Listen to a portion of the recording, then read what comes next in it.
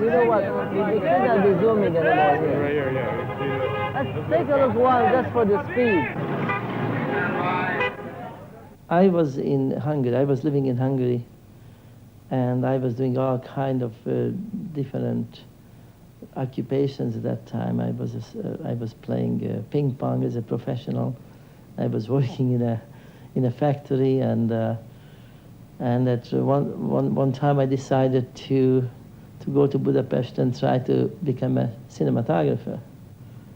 And I always liked to travel, and I wanted to see the world, and also in the back of my mind I was thinking about Hollywood.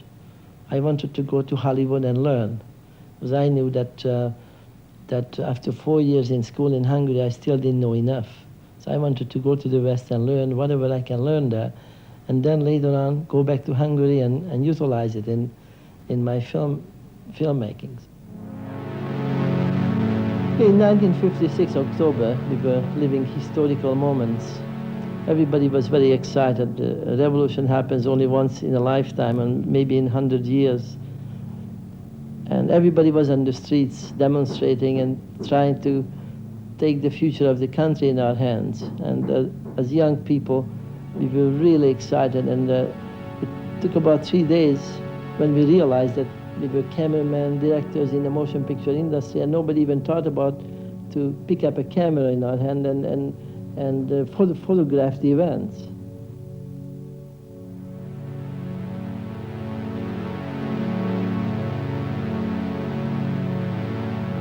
So we went and shot for a couple of days, from hidden angles, from windows, from doorways, and we were hiding always for a shot. And we shot a few thousand feet of film.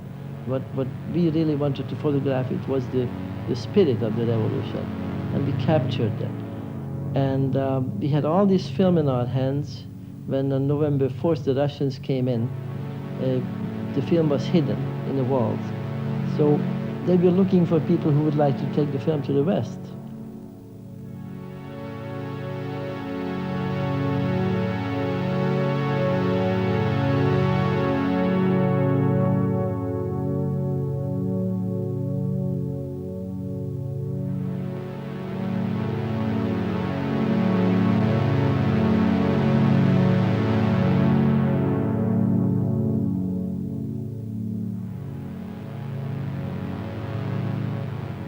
So I found a friend of mine, Laszlo Kovács, who is also a cameraman now in Hollywood.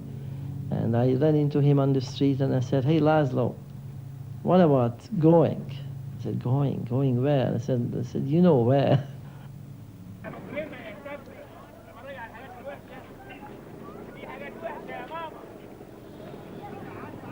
Oh, cinematography is, part of it is technique, part of it is art.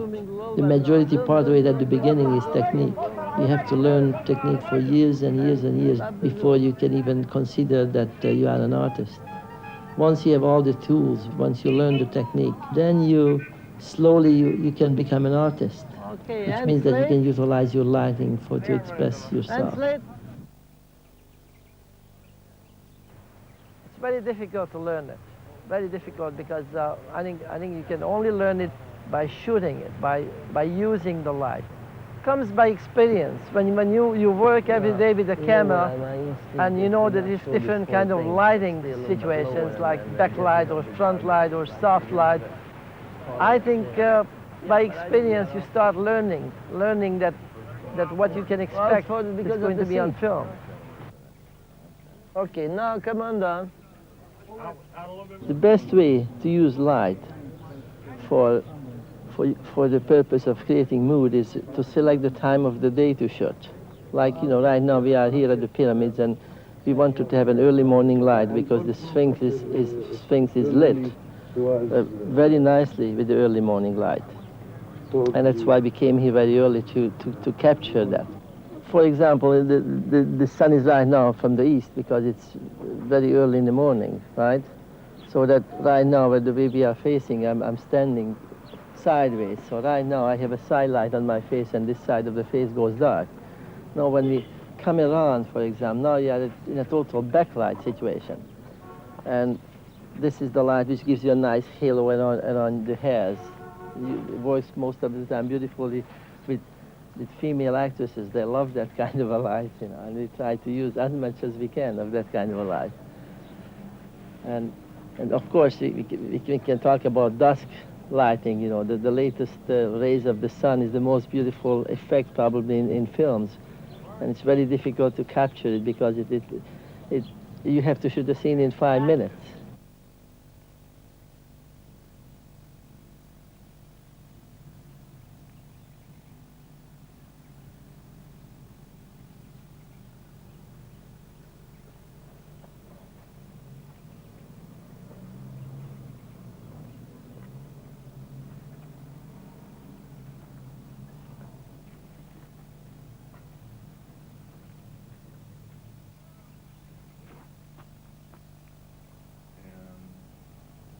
Cutting.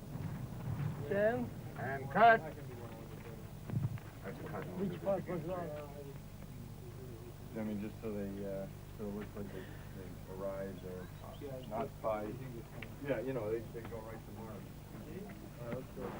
I don't think a lot about composition, to tell you the truth. I think the composition is very important in paintings and in still photography. The composition in films is not as important. I think many elements are more important than composition, like, for example, the acting. La caméra tourne et Vilmos est derrière et tout d'un coup, à la dernière seconde, il vous dit un petit mot et vous sentez qu'il est conscient de peut-être de vous à ce moment-là, que attention, regarde un peu plus par là, ne va pas trop par là, parce qu'il a une relation personnelle avec l'acteur à ce moment-là pour permettre à l'acteur d'être au mieux dans le plan. C'est très enrichissant et c'est très encourageant. Where is she looking? She's She on that side. sees him looking at the children. Marie, look out this way. I might be able to get it just by if I hold this and I see her look. Just a little longer look from here. Can't we just go with a little longer lens from here? Yeah. From right I mean, here? otherwise this set for the shot. Yeah, I don't want to make them all at one time. I always thought I was going to have to do 2 sets of mount. DP is your instrument, the instrument that you use to realize your vision. I was introduced to Vilmos by Joanne Corelli, who was then the producer of Deer Hunter. She thought that we would have a good working relationship, and we had never met. But I knew on the first day, on the first setup, in the very first shot, looking through the camera, somehow that we were seeing things with the same eye. And since then, it has, our relationship, I think, has evolved to the point where not that much communication is necessary. I think that we work very much now, perhaps like two musicians, two jazz musicians. We're each playing two different instruments in different parts of the room sometime, but somehow the melody comes out the same. The power of the cinematographer usually depends on the production. It depends on the director, how much power the director wants to give you. If the director really likes your work and he wants you to control the set, control the lighting and the look of the picture, then he's going to give you a lot of power. I won't call myself the slave of the director, only if the director wants you to be a slave of his ideas. Then you become a slave. I would try to think about myself as being a co-director in the visual part of it. I'm not co-directing the actors, I'm not co-directing anything else, but I'm co-directing the visual elements in the picture.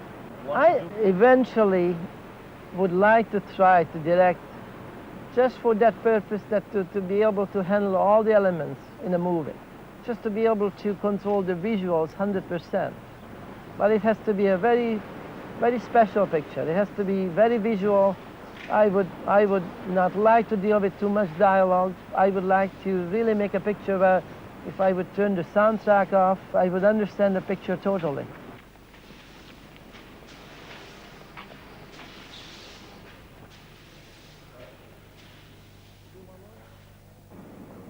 For me to have a lighting style, that would be, I would consider that bad, because I think each film should have its own style. Like, you know, McCabe and Mrs. Miller, for example, which was one of my earlier films, that had a very particular style, which I didn't follow that style up until I made Heaven's Gate. Heaven's Gate was a little bit similar to McCabe and Mrs. Miller, but besides those two pictures, I never used that style again. McCabe and Mrs. Miller, we used very soft, diffused light. We wanted to create very old-looking images. We wanted to make McCabe look like it's a memory.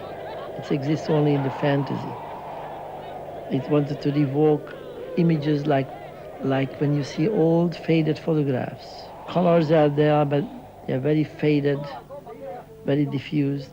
Most of the time I wanted to create either warm images like yellowish, brownish, like sepia tone images, or somewhat on the bluish tones like the exteriors. We wanted to make it feel like it's cold outside, and that had to be always on the bluish side. Until the night is over, I'm just a station on your way. I know I'm not your lover. The important thing for the cinematographer is to be able to work fast and very efficiently, so it doesn't slow down production. If you start using old technique like using the arcs too much, you know, like using 10 or 15 arcs, and everybody on the set has to wait to set those lights, and everybody's going to be very tired of you. And if you come in as a young cameraman and you are using HMI lights or using small units and come up with the same kind of an image or even better, now we are becoming very popular, because that's what they want you, to be able to work fast with new technique, new equipment, even if it's more expensive. Speed is very, very essential.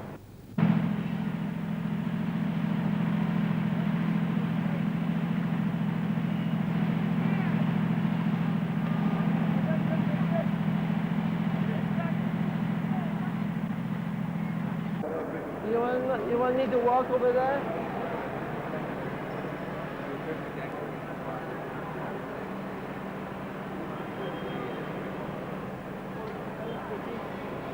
Hey, Larry!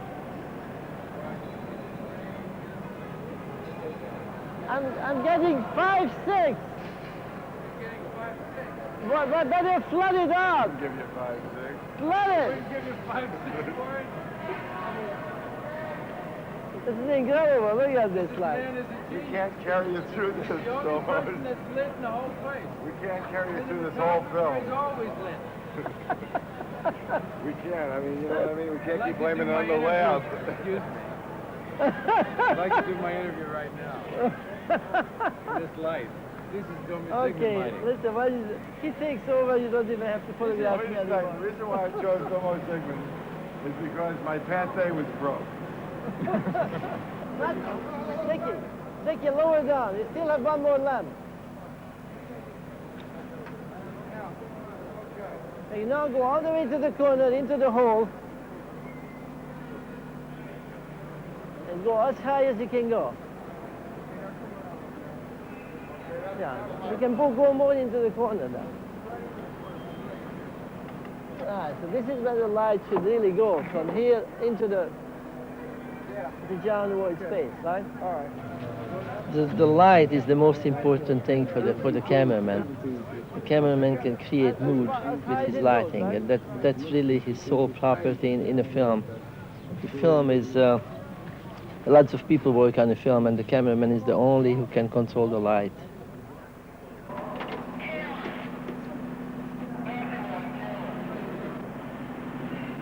So, try the smoke very close to the window first, okay? It's going to be fabulous. I think it's going to look terrific. Oh, look at the bird. Woo! I'm turning you around. Watch it. Yeah, I'm in the shot now. Oh, they are going to be all right. We'll all the way up.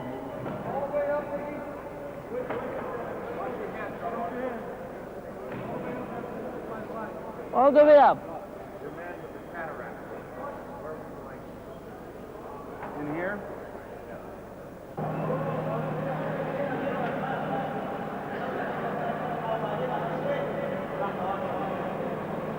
بعدين لما هنرجع كأننا بنعمل الصلاة دي خلاص.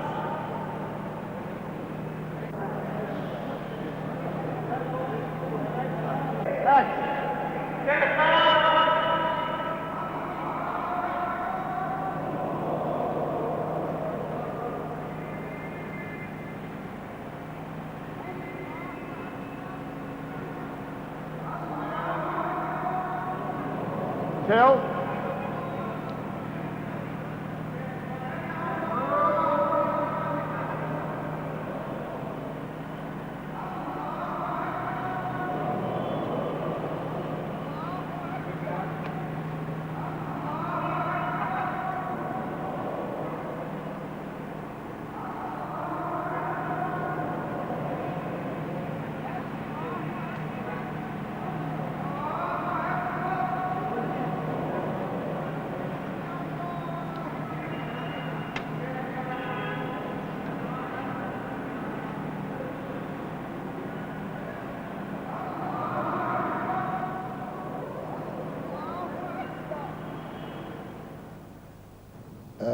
In a sense, all we are is a very sophisticated recording device, and we are there in order to record an event that the actors have to create. Everybody has to, in a sense, defer to the behavioral element of the actor. That's the most important thing. Otherwise, one can get a very brilliant execution and record an event that's no good. It doesn't make any sense. Whereas you can literally record a brilliant event, you can record it badly and it'll still work if the event is brilliant. So that the most important thing is the creation of the event. I love you. Bye.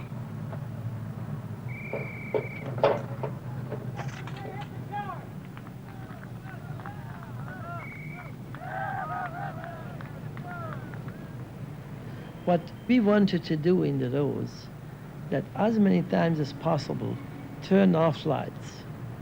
Because basically what the film is about how the Rose kills herself, which means the light goes off. It's dark. And it was a symbol, basically. It's a symbolistic way to have the audience feel the loss of a person.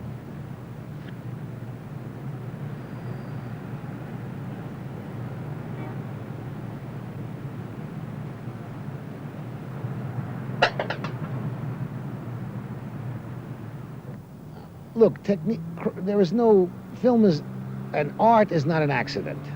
And it never is an accident. And a man like a cinematographer has to develop a craft and has to know his instrument just as well as a violinist has to know his. Well, I think what we have to talk about Hollywood lighting, generally speaking, is bad lighting. I mean, before the new generation came up, actually, we had lots of cameramen in Hollywood who were lighting in a very false way. You know, they're using backlight all the time, whether it was justified or not. You remember the romantic comedies of Hollywood pictures. The look was always the people had a halo lighting around them, whether there was a window behind it or not. Now, what we did actually different, we went back actually and learned from painters. And also I won't say that invented things, we just tried to copy things from real life, like studying existing lighting situations, like what the painters do all the time. Louis! You're gonna kill us both, you son of a bitch, before we ever see you in the water! Slow it down, Louis, come on. Here we go. Come on, up on there. Deliverance was not much a lighting film, actually. It didn't give me much chance to create the mood with lighting. We basically selected to shoot most of the film on an overcast day because we wanted to have the nice, soft, natural light in the film. And Deliverance basically was a film about composition and camera movements and basically camera.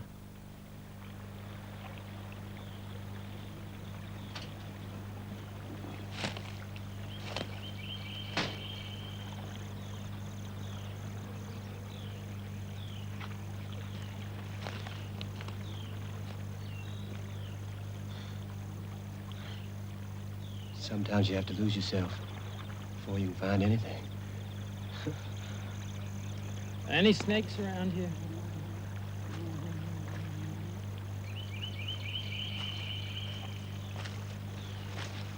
This is the one. There she is.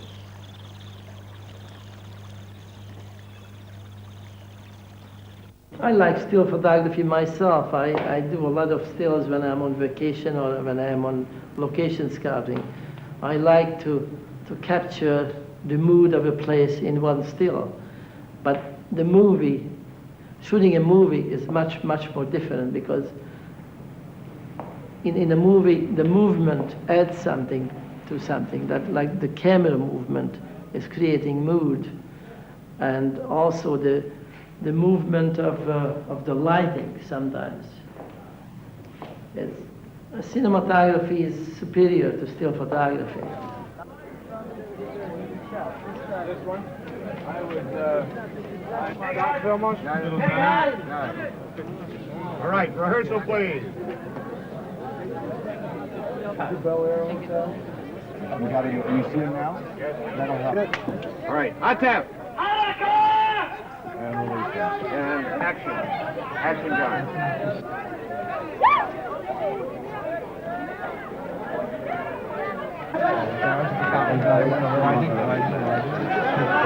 Stay with me. Stay with me.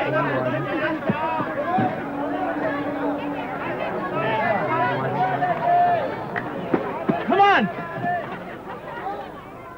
I don't consider myself an avant-garde cameraman. I consider myself a good cameraman. So I think I am if you can say something, maybe I'm an experimental cameraman in a sense that I try new things.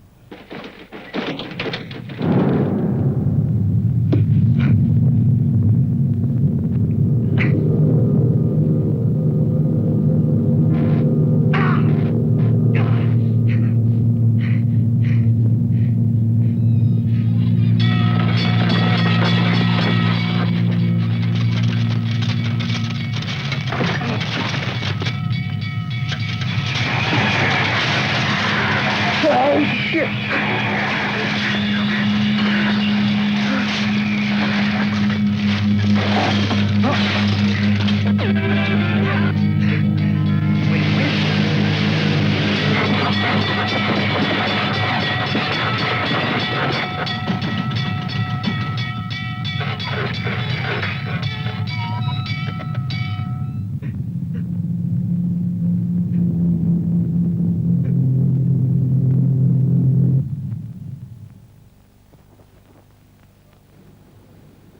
Critics used to call me a poetic realist.